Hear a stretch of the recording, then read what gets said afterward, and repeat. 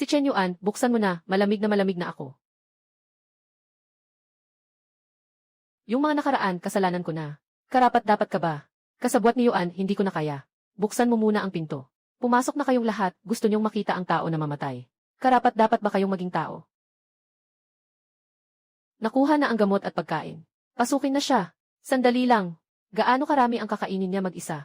Hindi pwedeng sayangin ang pagkain. Ako ang pumunta para maghanap ng mga supplies. Dapat magtipid sa paggamit ng mga supplies. Kahit kahapon niyo pa ako hiningi. Ngayon, hindi na kailangan. Bubuksan ko lang ang pinto, mapapatay ako sa lamig. Ikaw ang may maikling buhay. Niligtas ko sila. Sila ang nagsugo sa akin para mamatay.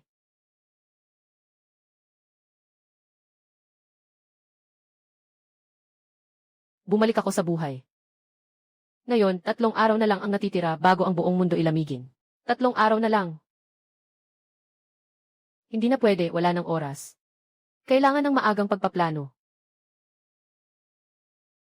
Sa pagkakataong ito, wala akong palalagpasin. Ibenta mo na ang sasakyan mo ngayon. Maaari nang ilipat ang pangalan agad. Ngunit kung nagmamadali, maaaring mas mababa ang presyo. Mas mababa ang presyo, walang problema. Pero kailangan mong mag-transfer sa akin ngayon. Walang issue dyan. Pangalan ng bangko gamit ang sasakyan. Kapag pumasok na ang pera, maghahanda na tayo ng mga supplies. Oh, meron pang mas importante. Kailangan kong magpaalam sa opisina para mapanatili nilang kalmado sila. Huwag nilang makita ang problema. Kailangan mong mag-leave ng 3 araw. Anong masama sa pagkuha ng leave? Parang nababaliw siya kamakailan. Narinig kong ibinenta niya ang sasakyan niya. Bakit mo ibinenta ang sasakyan? Anong gagawin mo? May kinalaman ba ito sa'yo? Anong pakialam mo? Hindi natapos ang proyekto. Sino ang nagbigay sa'yo ng permiso na umalis? Natapos na niya ang sariling gawain. Linsik siya, ipinagtatanggol mo siya. Sinasabi ko ang katotohanan. Ipapadala ko ang transaksyon mamaya gabi. Mas mabuting hindi ka magkamali.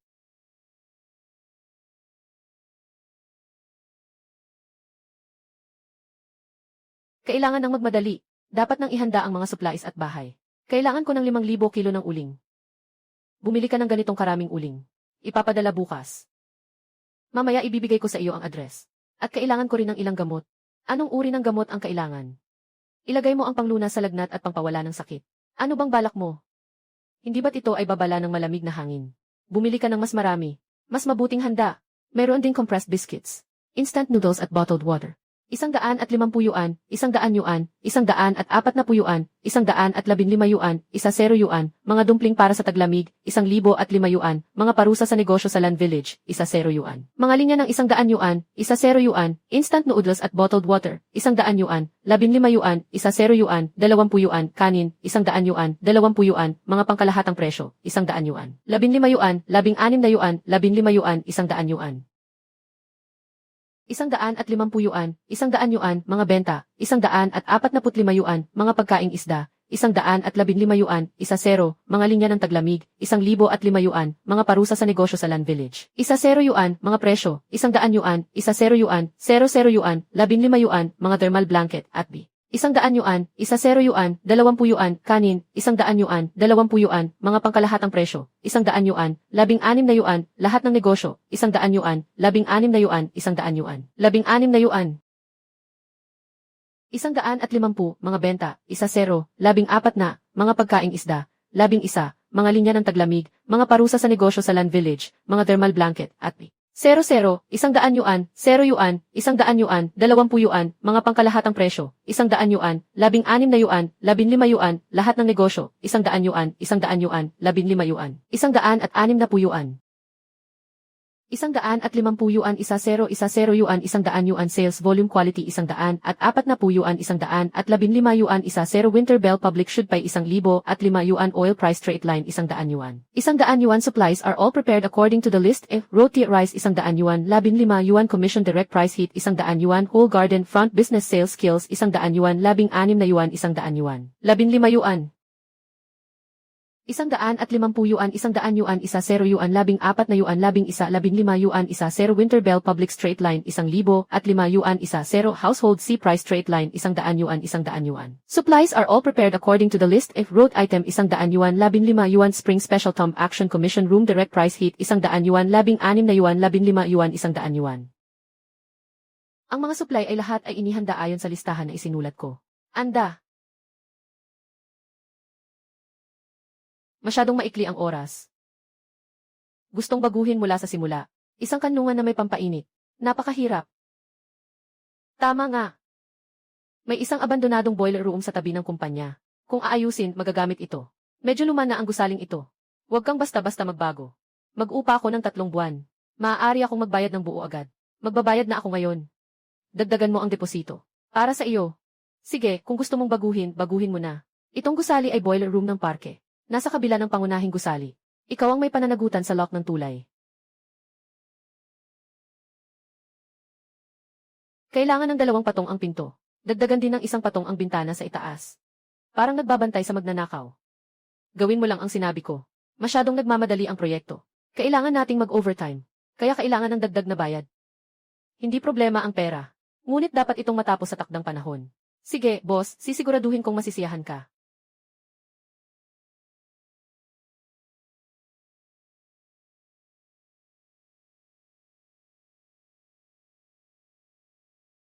Ano ba ang pinagkakaabalahan mo nitong mga nakaraang araw? Hindi ito tungkol sa'yo, di ba? Magsasara na bukas, magtatrabaho na tayo. Huwag kayong magpapaloko, walang magpapalabas. Ayokong sumali. Sabi mo hindi ka sasali, hindi ka sasali. Ito ang patakaran ng kumpanya. Kung hindi, papalayasin ka namin ng walang kondisyon. Sige, tanggalin mo na. Hindi na ako makikisali. Chen Yuan, huwag kang magsisi. Malapit na, kulang na lang ang huling ilang bagay. Kailangan nating magmadali bukas. Kailangan mo ng 2 generator, isa bilang backup. Tumaas ang presyo ng langis. Maraming bumibili kamakailan. Madali lang ang presyo. Sapat na ang dami. Di ba't ilang araw lang naman ang cold wave? Bakit kailangang mag-ingay ng ganito?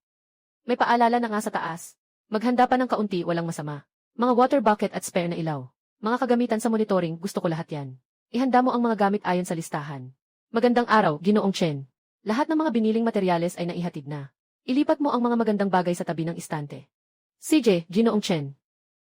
Boss, matatapos ba ang bakal na pintuan ngayong gabi? Dagdagan mo pa ng 1 kandado. At isara mo ang pinto sa 2 palapag na pasilyo. Sige, naiintindihan ko, boss. Xiao Chen, bumili ka ng napakaraming bagay. Hindi ba't ito ay babala na?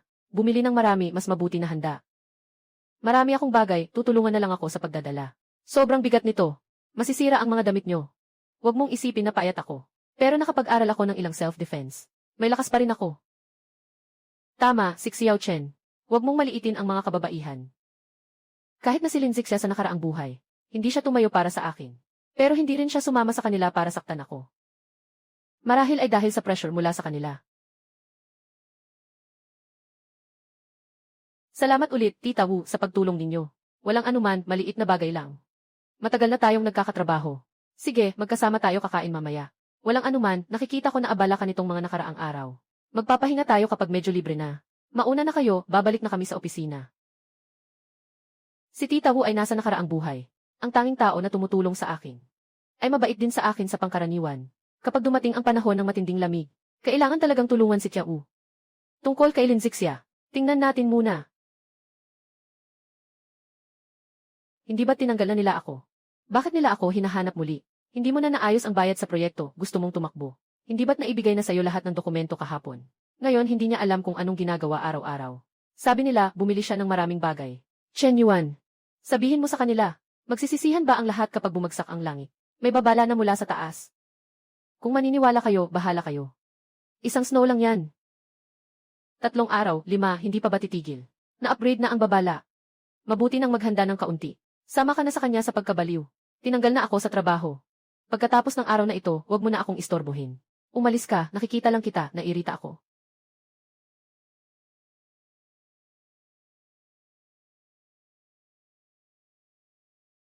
Alaynan.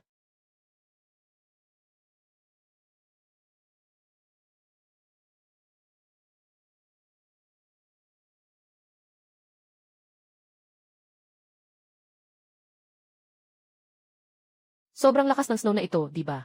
Na-block na ang daan. Isa na namang snow lang ito. Ano namang magagawa? Sabi sa balita, sinara na ang highway. Huwag kayong magulo. Magstay muna sa kumpanya ngayong gabi. Bukas ay babalik na. Sapat ba ang pagkain at pampainit? Ayusin ang kumpanya yan. Huwag mag-alala, sabi ni Ginoong Zhou, anong ikabahala.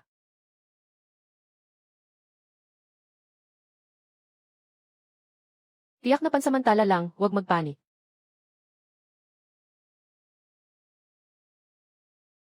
Nagsimula na. Sana ay makayanan ninyo ang matinding lamig na ito.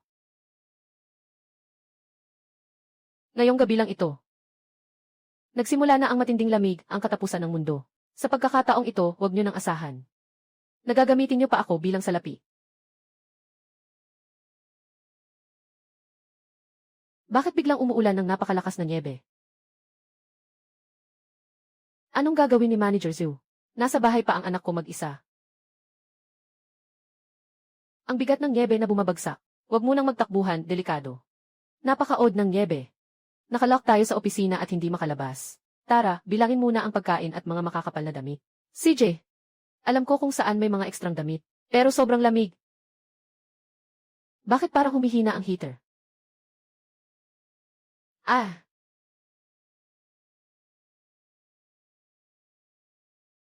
Bakit biglang nawala ng kuryente? Tatawagan ko ang property management para magtanong.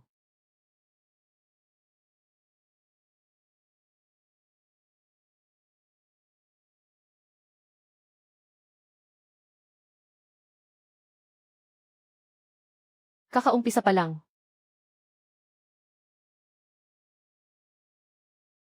Naka-activate na ang backup power. Pero pansamantala lang, sapat lang ito para sa ilaw. Manager Zhao, isuot mo na ang jacket mo. Masyadong malamig, Tita Wu. Magsuot ka na ng damit. Sa labas, kasing taas na ng tao ang nyebe, hindi na tayo makakalabas. Malapit na ring maubos ang baterya ng cellphone. Buti na lang may nag-aalaga sa mga bata sa bahay. Sa araw na ito, sa opisina na lang tayo matutulog.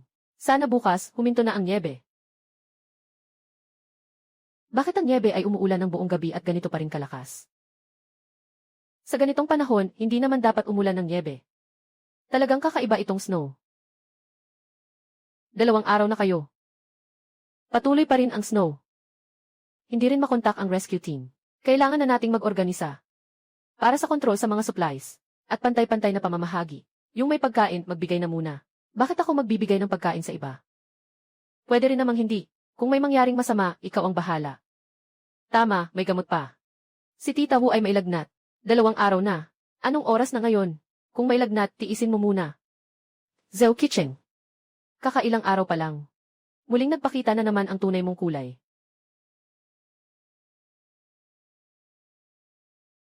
Ate Bu, okay ka pa ba? Medyo nahihilo lang ako. Magpahinga ka lang, gagaling ka rin. Huwag kang maglakad-lakad kung may sakit ka. Nakakabahala na ba yun? Anong sinasabi mo? Magpahinga ka lang. Walang anuman. Uy, Tita Wu. Ay, Tita Wu, bakit ang init mo? Hikian, kumuha ka ng gamot pang pababa ng lagnat. Saan ka naman makakakuha ng gamot? Anong ibig mong sabihin?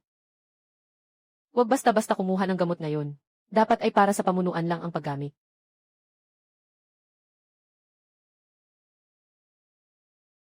Ipinag-utos ni Zhou Qicheng, di ba? CJ, ako na ang hahanap sa kanya. Si Zuzong at Tita Wu ay mailagnat. Ako na ang kukuha ng gamot. Sa panahon ngayon, napakahalaga. Maliit na sipon, maliit na lagnat. Kailangan mong tiisin. Si Tia Wu ay hindi na makaalala ngayon. Paano mo pa rin kayang tiisin? Mag-obserba pa tayo. Sa tingin ko, ayaw mo talagang magbigay. Si Yaolin, huwag mong pilitin ako sa moral na pananakot. 5 araw na natin ngayon. Mas nakakatakot na ang puso ng tao kaysa sa nyebe.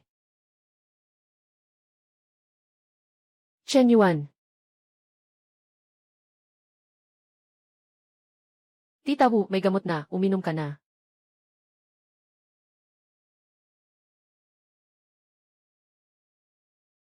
Paano ka nagkaroon ng gamot? Sa mga ganitong panahon, walang anuman.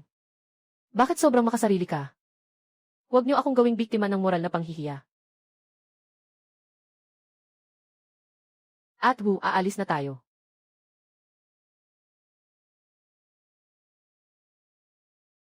Kailangan kong pumunta. Para lang mag-verify. Chen Yuan, ikaw ba yun? Chen Yuan, kung talagang nandyan ka. Pwede mo ba kaming tulungan? Lin Zixia. Karapat-dapat ka bang pagkatiwalaan ko? Lin Zixia. Ikaw nga, Chen Yuan. Nag-ipon ako ng kaunting supply bago dumating ang snow. Pero talagang hindi marami ang pagkain at gamit. Kaya't hanggang dito na lang ang maitutulong ko.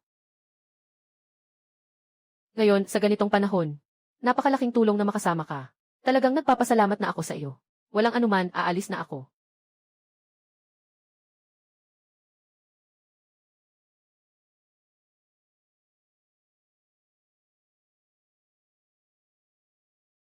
Hawakan mo ito. Salamat. Talagang salamat. Ikaw na naman, Lin Zixia. Saan ka kumuha ng pagkain? Nakuha ko lang. Sino ang niloloko mo? Nagtatago ng mga gamit pero matigas ang ulo. Huwag mong alalahanin kung paano nakuha ang mga bagay. Basta't handa siyang ibahagi sa iba. Hindi tulad ng ilang tao. Tayo. Kaya pa nating magtagal ng ilang araw. Nandoon siya. Narinig ko.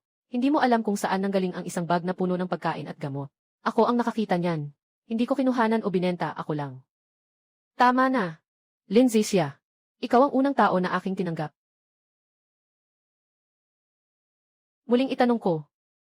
Nasaan ang tao? Hindi ko alam. Pumunta pa siya sa likod na pinto sa araw. Pupunta ako sa basurahan. Akala mo ba bobo ako? Kung hindi, ayos na lang. Ano bang dapat ayusin? Kung wala kang makain, ipinapasa mo sa akin ang galit mo. Dito ka lang sa tabi ko ngayong gabi.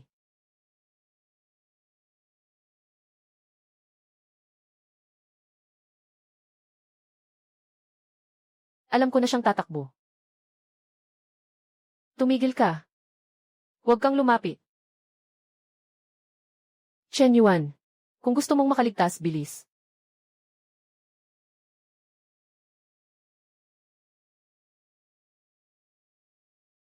Talagang nakagawa ka ng isang kuta. Palitan mo muna ang sapatos. Tinutokso mo kami. Hindi kita tinitingnan. Tinitingnan ko kung sino ang dapat mamatay. Sino ang makakapagligtas. Dinala mo ako dito. Hindi ka ba natatakot na sabihin ko ito? Kung gusto mong sabihin, dapat sinabi mo na kanina. Hindi siya baliw. Matagal na niyang naunawaan. Pumasok na. Una, makinig sa mga patakaran. Sige, sabihin mo. Una, huwag ipagsabi sa iba. Huwag kumain ng libre. Huwag kang makialam para sa iba. Paano naman si Chao? Ako ang pipili ng tao. Hindi lahat ng tao ay ililigtas. Tanging ang karapat-dapat lang ang ililigtas. Takot kang mapagtaksilan. Hindi ako natatakot. Hindi ko kailanman pwedeng ibigay sa kanila. Pagkakataon na magtaksil sa iyo. CJ, sumusunod ako sa mga patakaran. Kaya manatili ka. Gaano katagal ang bigas at harina? Magtipid ka sa pagkain. 3 buwan. Nasaan ang gamot? Kaunti lang ang lagnat. Marami ang pain reliever.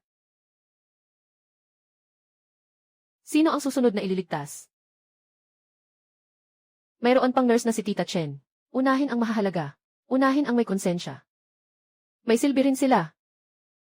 Naintindihan ko. Hikian. Zhou Qicheng. Hindi siya papayagang pumasok. Sang-ayon ako dito. Nasaan siya? Nakita ko siyang tumakbo kagabi.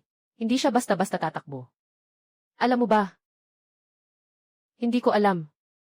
Yung tubig kagabi. Mainit pa. Mainit. Walang kettle dito sa gusali. Hindi makakapag-init ng tubig. Siguradong may pinagmumulan ng init si Chen Yuan. Sa kamay niya. Nakasara ang tulay.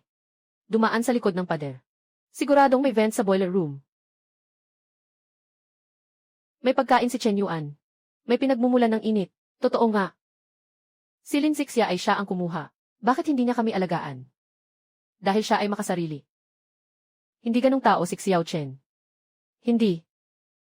Bakit siya lang ang nagligtas ng mga tao niya? Hanapin mo muna ang tao bago ka magsalita. Paano? Gusto mo bang ipagtanggol siya? Gusto ko lang mabuhay. Ayaw makinig sa mga walang saysay na salita. Kailangan dalhin ni Chiao agad. At si Gao Jin. Naniniwala ka sa kanya. Marunong siyang mag-ayos ng kuryente. Marunong siyang tumingin sa makina. Kung sakaling ibenta niya tayo. Kaya subukan muna. Paano susubukan? Maglagay ng peking daan. Tingnan kung sino ang mauhuli. Gusto mong redirect si Kitchen. Unahin mong iligtas ang tao. Bago ka mag-backfire.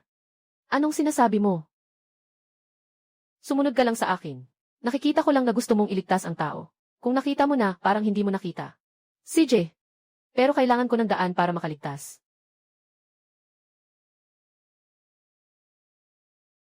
Kung siya ay nagkasakit, manatili na lang doon.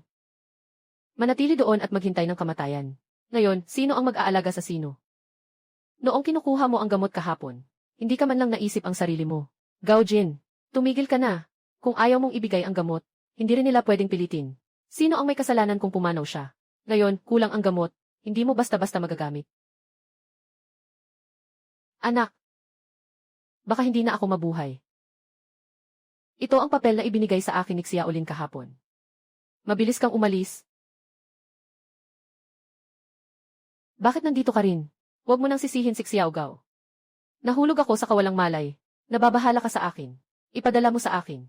Nais mo bang isipin ito ng mabuti? Ang manatili roon ay kamatayan din. Ang lugar mo na ito. Talagang mainit. Kung nais mong manatili, kailangan mong magtrabaho. Marunong akong mag-ayos ng kuryente. Kayang makita ang makina. Kahit mag-welding ng pinto. Sige, ayusin mo muna ang generator. Si Xiao Chen, naalala ko ang utang ko sa'yo. Basta makaligtas muna tayo.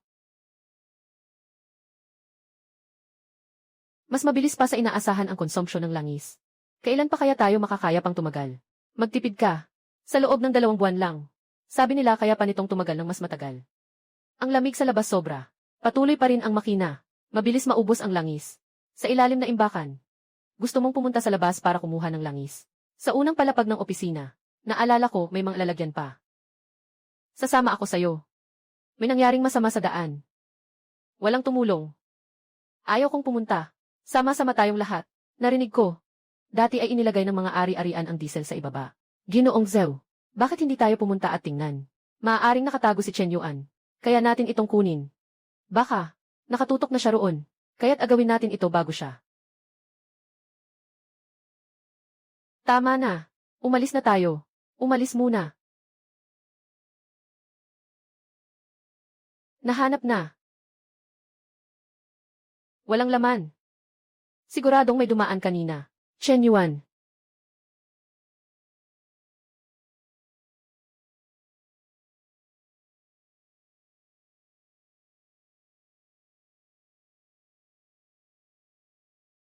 Kung isasama pa itong 2 baril, tatagal pa ito ng 10 araw. Kailangan pa nating mag-isip ng ibang paraan. Una, ibaba ang voltahe. Huwag na kayong magpanganib para sa akin. Alam kong para sa kabutihan ko ito. Hindi lang para sa iyo. Kailangan din nating iligtas si Chen Jai. Gusto mo rin siyang iligtas. Mabuti siyang tao at nag-aalaga sa iba. Kailangang may magbantay kay Chiawu. Maaasahan din siya. Hindi siya magsasalita ng kung ano-ano.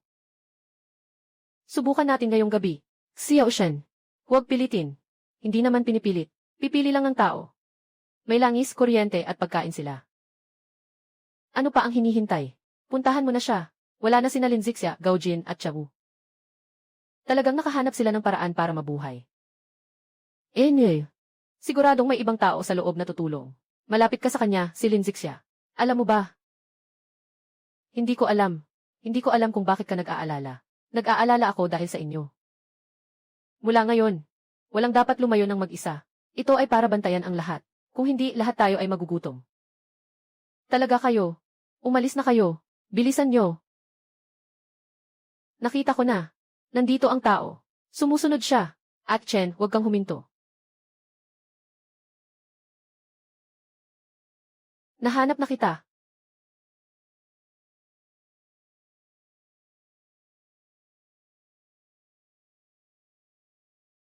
Nabawasan ang init. Pumasok ka rin. Kasama ng problema. Siguradong naaalala na ni Hikian ang lokasyon. Kapag nagmamadali ang mga tao roon. Kaya nilang gawin ang kahit ano. Kaya't kailangan munang harangan ang daan. Pupunta ako para mag-welding ng panlabas na pinto. Isara mo pa yung kalahati ng gilid.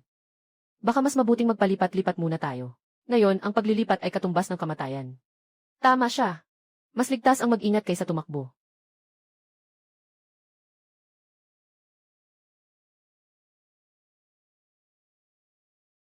Siguradong nakatago ang pinto sa likod niyon. Kulang pa tayo ng paraan para mapalabas sila. Bakit mo ako hinila? Kahapon, kumain ka ng ibinigay ni Linzixia. Iyon ang ipinasok niya sa akin. Saktong ikaw ang pumunta at humingi. Humingi ng ano? Humingi ka na mamatay ka na. Humingi ka ng tulong kay Ate Chen. Sobrang kulang naman ito. Kung hindi, maghanap ka ng makakain. Ayaw kong pumunta. Chen.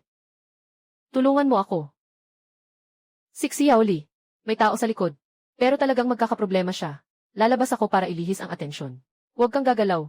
Sobrang delikado. Kung hindi natin iligtas si Yaoli, tapos na tayo. Nasaan siya? Nasaan siya?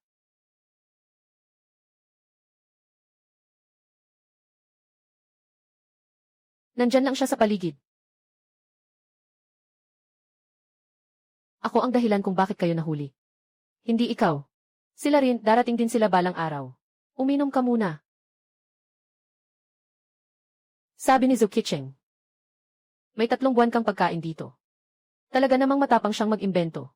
Nag-imbento siya para may mga taong handang mamatay para sa kanya. Talagang tumakbo ang mga taong iyon.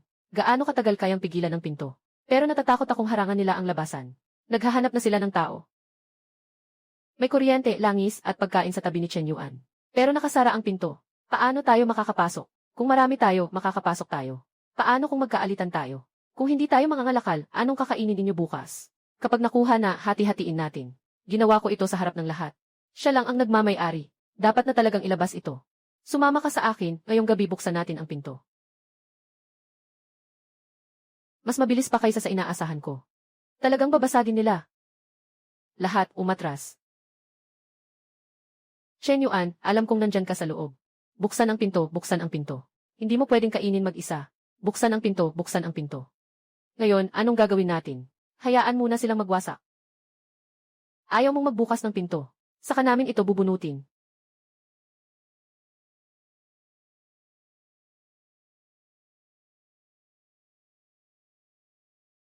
Buksan ang pinto, buksan ang pinto, buksan ang pinto.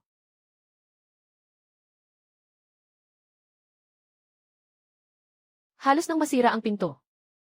Kayang-kayanin ng pinto. Mahihirapan ang puso ng tao. Ikaw na ang magsasalita. Ako. Kung hindi ka magsasalita, mas lalong magwawala sila. Chen Yuan. Huwag magpanggap na patay. Buksan ang pinto. Pasukin natin.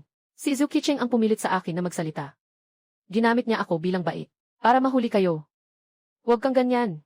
Na-brainwash siya. Sino ang pumilit sa kanya na yumuko? Sino ang may malinaw na isip? Hindi ibinibigay ang gamot sa pasyente, pero handang ipagamit ang tao para mag-explore. Huwag makinig sa kanilang pang-udyo. Ginoong Zhou, totoo ba ang sinasabi ni Li? May silbi ba ang magtanong tungkol dito ngayon? Sinasabi mo bang hatiin ang nakuha? Siyempre Hachin. Pero ang gamot, sino pa ang magbabalasubas? Gutom tayo ngayong gabi. Ituloy ang pagsira. Mahirap buksan ang harapang pinto. Pumunta sa gilid. Hanapin ang butas ng bentilasyon. Usok. Hindi ba nila gustong tumakas? Pinapayagan ko silang umakyat mag-isa. Hindi na nila binasag ang pinto. Saan sila pumunta? Magpapalabas siya ng usok. Tama, ito ang hakbang na gagawin niya. Unang ispress ang usok bago umakyat.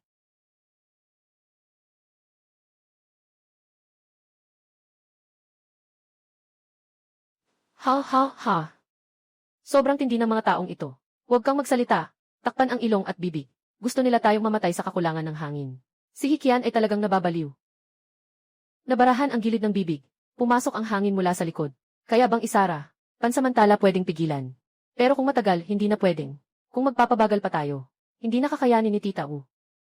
Ang tangke sa bubong. Yung tangke sa taas ng bahay mo. Yung luma sa taas ng bahay. May yelo pa dito. Pwedeng itulak sa pintuan. Pwedeng rin patayin ang uso. Ako ang magbabantay dito. Nabugbog ang core. lalong lumala ang usok. Subukan pa ulit. Buksan. Lumayo sa pintuan. Maghugas pa ng usok. Magbubukas sila ng pinto. Kung hindi, mamamatay sa hapdi.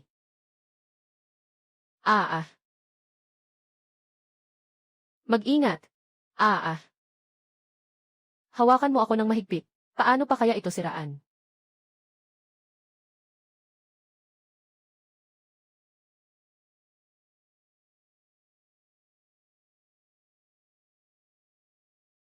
Huwag gagalaw. Huwag gagalaw. May gamot pala. At may biskwit pa. Kalahati ng pakete. Ito ang para sa akin na hati-hati. Ang yabang mo. Nagtago ka ng napakarami. Tao ka pa ba? Tinuturing mo kaming mga tanga. Kahit na nasunog si Tita U, hindi mo pa rin ibinigay. Pinipilit pa akong maging pain. Gamitin ang buhay ko para mahuli si Ate Chen. Ngayon, naniniwala na kayo. Hindi niya kailanman pinahalagahan ang buhay niyo. Anyway, nagkawatak-watak na. Si Zuki Cheng, mga ganitong trick. Para lang sa mga tanga. Hindi pa panahon para maghiwa-hiwalay. Ang mga katulad niya, hindi titigil hanggat hindi siya natatalo. Huwag kang makinig sa kanilang mga kalokohan. Nang udyok lang sila sa atin. Gusto nilang lumayo tayo kay Zhao Qicheng. Huwag nang bumangga sa pinto, walang makakalusot. Bumalik sa lobby at huwag nang humitit ng mainit na hangin. Alamin niyo kung sino ang nanlilinlang sa inyo. Tara na. Ano ang gagawin natin ngayon? Kung hindi makadaan sa harapang pinto, maghanap ng iba. Yung tunog galing sa generator. Kung hindi mabuksan ang pinto, hayaan mo munang huminto ito. Nakasalalay dito ang kuryente at init. Kaya ngayon, sira na. Sira na, sobrang ingay, baka mapansin siya.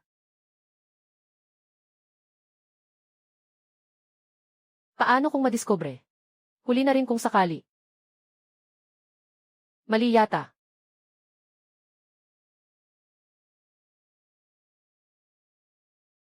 Tahimik na ang ingay ng generator. Hindi ito sira sa sarili niya. Sila na ang gumawa nito. Hindi umaandar ng maayos ang exhaust. Masisira ang makina kung magpapatuloy. Patayin ang heater para bumaba ang load. Pupuntahan ko si Auntie Wu para magdagdag ng damit. Tumaas na ang temperatura. Kailangan munang itigil ang makina. Kung hindi, masisira talaga ito. Pero kapag huminto, madidilim ang buong gusali. Kung hindi huminto, wala nang daan pabalik. Kaya huminto na. Bakit biglang huminto ang heating? Darating din iyon. Magpahinga ang makina. Huwag magpanik. Pupunta ako para kunin ang mga damit ninyo. Saan na sina Xiao Chen at Xiao Gao? Nasa iba ba sila nag-aalaga? Malapit nang masolusyonan ang problema. Kung ganito ang mangyayari, kailangan nating magtipid sa gamot. Siguradong si Zuki Cheng ang may gawa nito. Gusto lang niyang patayin tayo sa lamig. Ang gagawin natin ngayon ay manatili lang dito ng maayos. Maniwala kayo kay Chen Yuan at sa kanila. Sila. Siguradong nagsimula na silang kumilos.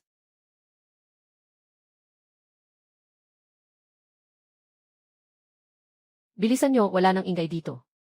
Huwag mag-alala, napigilan na natin ito. Sino yan?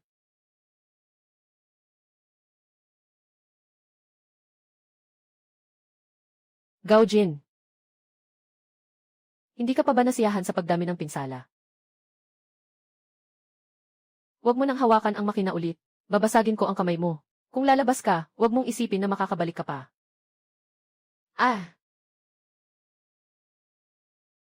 Gusto nilang patayin tayo kanina. Sino ang nagbara sa tambutso kanina? Nagbara sa tambutso. Kapag huminto ang makina, mauunang mamatay ang matanda sa loob. Pumasok na. Huwag silang payagang isara ang pinto. Bitawan mo. Kung kaya mong hiwain mo ako, huwag mo na akong sisihin kung hindi ako magpapakita ng awa. Bakit hindi mo siya pigilan? Hindi ako makapangahas. Chen Yuan Gao Jin, hindi ko kayo palalampasin. Sa tingin ko, hindi na mapipigilan si Zuki Cheng ngayon. Yung iba pang nasa kumpanya ay naimpluwensyahan pa ni Zuki Cheng. Nakatigil pa rin sa labas. At ngayon alam na nila ang vent. Hindi na nila ito mapipigilan. Unahin muna ang makina bago magbago ng linya. Anong linya ang babaguhin? Ilipat ang vent sa lumang tubo sa taas ng gusali. Kaya hindi na nila mahahawakan sa labas. Kaya ngayong gabi walang matutulog.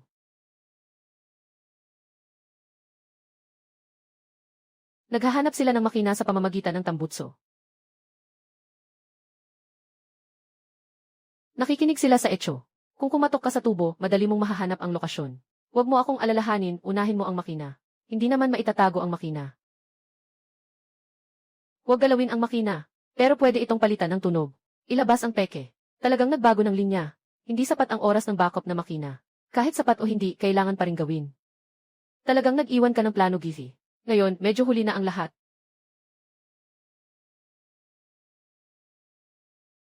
Dito sa pinakalikod na pader. Gagawin natin ito. CJ. Bigyan mo siya ng kaunting tamis. Para maramdaman ng labas ang init. Bur, talagang binago ko ang lumang tubo. Talagang binago ko ang lumang tubo. Naging pagsubok na sa pag-apoy. Buhay na. Ngayon, kulang na lang ang tubo sa pagitan ng generator. Ibigay mo na. Bilisan mo. Ganyan. Kulang na lang ang huling bahagi. Mas matindi ang mga palo sa labas. Hawakan mo. Huwag kang magpakatigas. Isi-ventilate mo muna. Pumasok na. Naging. Sinubukan ang pag-apoy.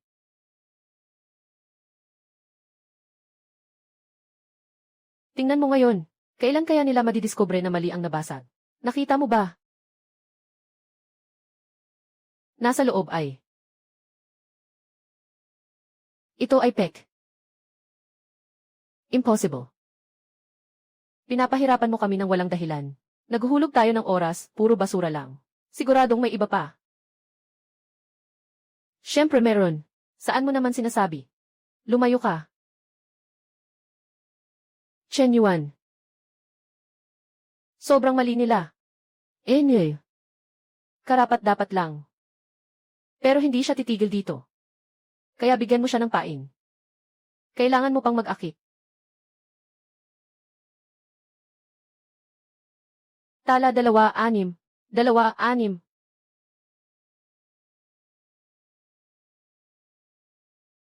Ihulog mo sa kanila. Ihulog mo sa mga taong gustong mabuhay. Sino ang naglagay nito? May gamot. Huwag kang gagalaw. Ang gamot para sa pasyente, hindi para sa aso. Sino ang tinutukuyan nito? Ng udyok. Totoo ang gamot.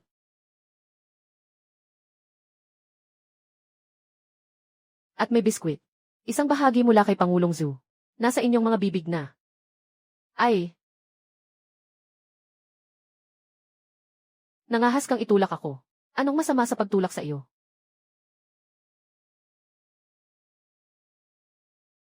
Bigyan mo ako ng isang piraso. Huwag magbigay ng walang kaayusan. Kung ganyan ang gagawin nyo, mawawala ang gamot sa isang araw. Walang nakitang marami sa iyo. Nagbantay ako buong gabi kahapon. Ay. Bilisan mo ang pagpapainom ng gamot. Tanungin muna si Ginoong Zhu. Ano ang itatanong? Baligtad na, di ba? Tapos na siya. Dapat noon pa. Pero kapag nagkagulo, mas delikado. Hindi susuko si Zhao Qicheng. Ano ang susunod mong hakbang? Ngayon, wala na siyang makuhang tao. Kaya't kailangan niyang kumilos mag-isa. Ano ang magagawa niya mag-isa? Mali. Nasaan si Zhao Qicheng? Kailangan niyang pumasok mula sa bubong. Lahat ay umakyat.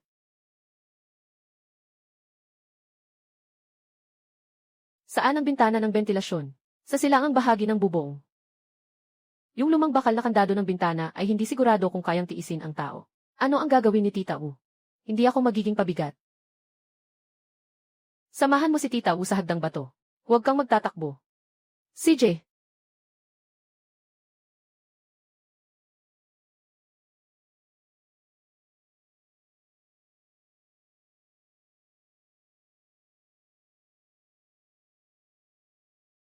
Kailangan niyang umakyat gamit ang lubid.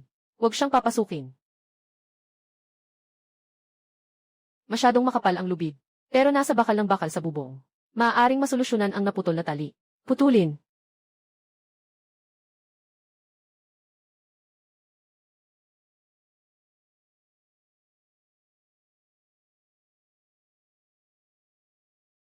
Huwag.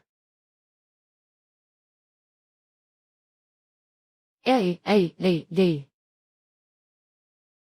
Ikaw ang iyong binti. Hawakan mo ako pabalik. Pagkatapos ngayong gabi, hindi na siya makakakyat. Kung talagang umakyat siya, tapos na tayo. Hindi sila basta-basta susuko. Pumunta ka at hanapin ang splint. Nasaan ang tao mo? Bakit kayo nakatayo lang dyan? Dati, ang galing niyong mag-utos. Saan ang gamot? Ilabas mo na ang gamot. Wala na.